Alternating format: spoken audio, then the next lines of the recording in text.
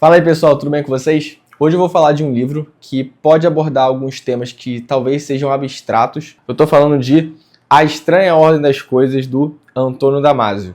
E estranho é uma palavra bem apropriada para esse tipo de tema, porque aqui a gente vai entender as origens biológicas dos sentimentos e da cultura, que por muitas vezes, os sentimentos especialmente, eles são abordados de uma maneira muito abstrata. Temas como sentimentos, consciência e mente, é difícil de você conseguir tocar em algo que seja sólido, que você consiga ter um conceito bem estabelecido no mundo material, né? Esse papo já está meio doido, mas todo esse livro aqui, ele é uma viagem nesse universo que, por muitas vezes, é mais na imaginação da pessoa de entender o que é um sentimento, uma emoção e a mente, mas que aqui o autor vai conseguir explicar isso a partir das origens biológicas. Normalmente, para você conseguir explicar as mudanças culturais que são feitas na nossa sociedade, muitas vezes é dada importância maior para linguagem, inteligência e outros aspectos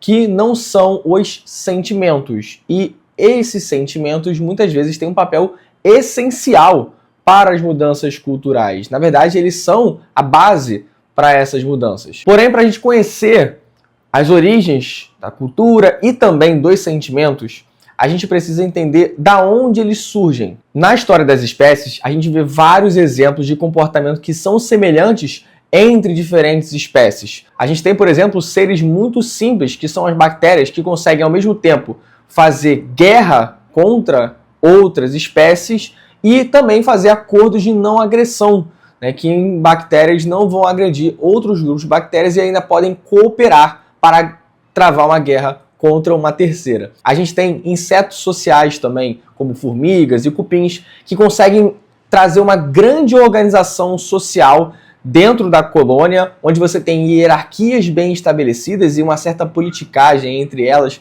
para saber qual é o trabalho que cada uma tem que desempenhar dentro daquela sociedade. E nós, seres humanos, fazemos tudo isso.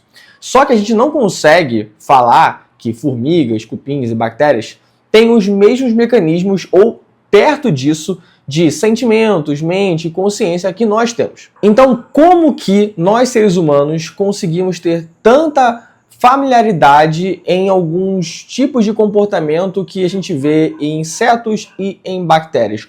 O que a gente tem em comum, afinal? Todos os organismos vivos vão seguir certas regras a partir do que a gente conhece como homeostase. A homeostase é um processo fisiológico dinâmico que vai garantir a sobrevivência daquele indivíduo e também a sua prosperidade. Basicamente, a homeostase garante que a gente faça coisas que vão garantir o nosso sucesso como espécie. Os sentimentos, eles são a experiência mental da homeostase em todos os seres que a gente tem uma mente consciente. Mas, afinal, o que é mente? O que é consciência? Vamos tentar agora trazer um pouco mais de chão para esses conceitos tão abstratos. Bom, primeiro a gente tem que falar de onde a mente, a consciência e os sentimentos são gerados. Um dos passos mais importantes na evolução das espécies foi a formação do sistema nervoso. As espécies mais simples, como por exemplo corais, águas-vivas, têm redes neurais, redes de neurônios,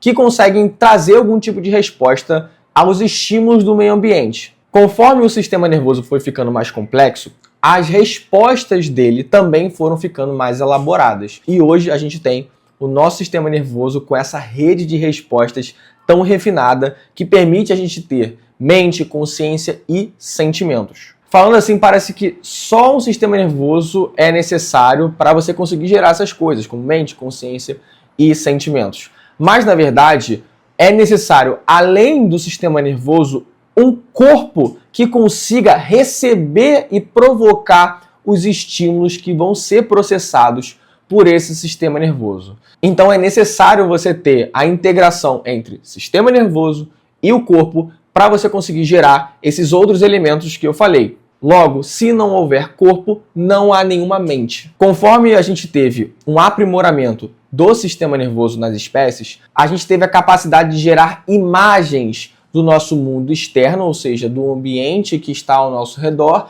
e do mundo interno, ou seja, os eventos que estavam acontecendo dentro daquele corpo. Dessa forma, os seres vivos conseguiriam ter maior eficiência nos seus atos, porque agora eles conseguem identificar imagens do ambiente externo e o que está acontecendo com o seu ambiente interno para saber qual é o próximo passo que eles têm que dar para obter maior sucesso na vida deles, seja em busca de um alimento, seja em busca de algum parceiro para acasalar e assim trazer prosperidade para a espécie. Se a gente puder resumir, a representação universal do que é a mente é o conjunto de imagens que acontece dentro do corpo daquele organismo e ao seu redor, no ambiente ao seu redor. Mas gerar imagens não é suficiente para conseguir obter a mente consciente que nós temos. Para isso, a gente precisa de processadores mais robustos que conseguem integrar essas imagens e assim ter um refinamento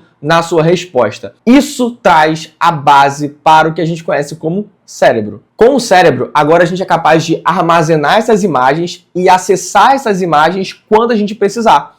Esse tipo de habilidade a gente chama de memória e ela foi muito importante para o desenvolvimento da nossa espécie e de todas as espécies também que vieram antes dela e que tinham essa capacidade. Com o avanço do desenvolvimento do sistema nervoso, com a mente já formada e agora com a capacidade de formar memórias, a gente agora está pronto para atingir um novo patamar de resposta. Quando alguma coisa acontece com a gente, esse tipo de evento provoca uma resposta em nós. Esse fenômeno a gente chama de emoção. As emoções são respostas automáticas e fisiológicas do que acontece no ambiente interno e no ambiente externo daquele corpo. As emoções são, em grande parte, involuntárias e programadas para garantir a sobrevivência daquele organismo. Então, basicamente, é uma resposta automática que o nosso corpo tem frente a alguma coisa que está acontecendo conosco. Porém, além de reagir a um estímulo de forma automática,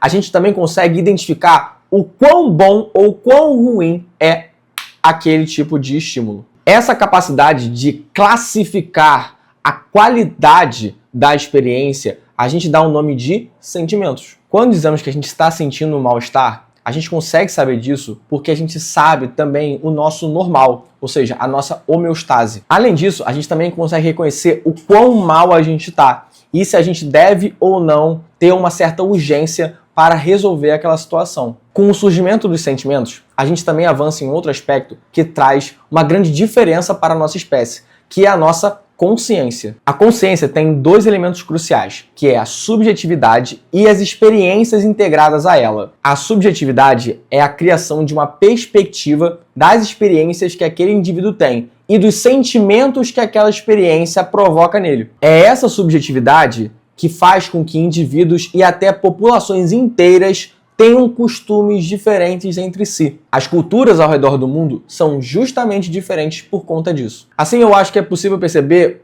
o quão importantes foram os sentimentos para moldar as nossas culturas. A cultura é uma extensão da homeostase. Vou dar alguns exemplos aqui, tá? A música, provavelmente ela foi perpetuada porque ela agregava nas relações sociais dos seres humanos e, por provocar um bem-estar, foi perpetuada de geração para geração. Um outro exemplo é a religião. A religião tem como princípio diminuir o sofrimento.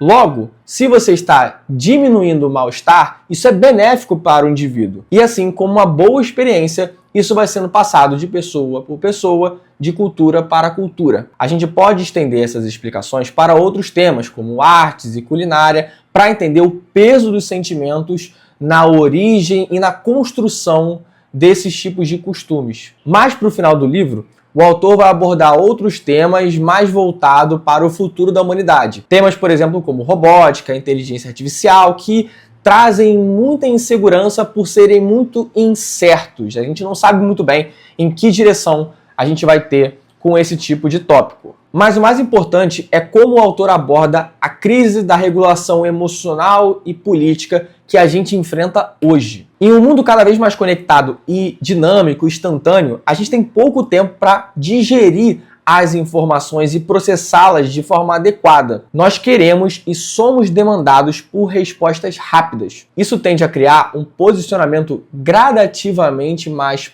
polarizado e resistente a mudanças. A verdade é que hoje a gente vive uma crise das democracias liberais e o cenário é extremamente desafiador. Mas temos esperança. A gente pode contornar essa situação investindo de forma pesada na educação de forma abrangente. Isso vai permitir com que a comunicação entre as pessoas e os povos melhore. E essa melhoria na comunicação, que foi tão fundamental para a nossa espécie, para construir a nossa sociedade até os dias de hoje, é o que vai garantir a permanência e a prosperidade de nós no futuro desse planeta. Eu achei esse livro aqui extremamente interessante, ele aborda esses temas com uma profundidade surpreendente.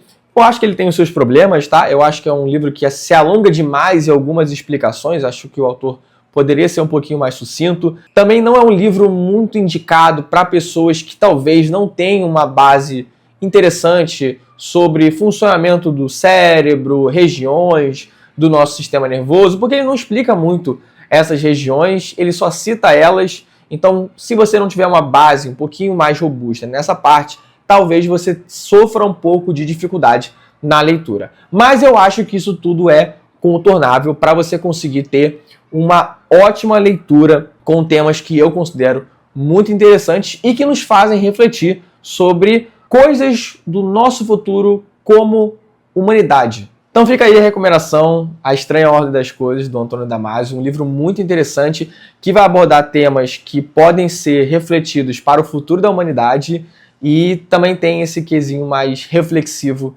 de coisas que a gente também já trata de forma tão abstrata como os sentimentos e a cultura. Um livro muito bom mesmo. E é isso, pessoal. Não esquece de curtir para me dar uma moral e também de se inscrever no canal, assim você acompanha quando novos vídeos vão saindo por aqui. Também não esquece de comentar aí embaixo qualquer coisa que você quiser, se você gostou do vídeo, se você ficou interessado no livro, se você quiser conversar sobre qualquer coisa, eu tô aí para responder os comentários. Vou ficando por aqui. Um abraço. Valeu!